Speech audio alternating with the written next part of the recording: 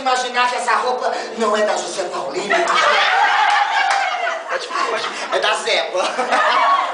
Só eu e a senhora em homenagem a essa delícia, tá bom? Presta atenção. Por que eu tô falando desse sotaque? Não sei. 1, 2, 3, vai ser como a senhora parece assim, aquelas meninas que passeio ali por Ipanema, sabe, pro Rio de Janeiro. Aí Vinícius de Moraes deu uma olhadinha, falou, ai, acho que eu vou escrever uma música.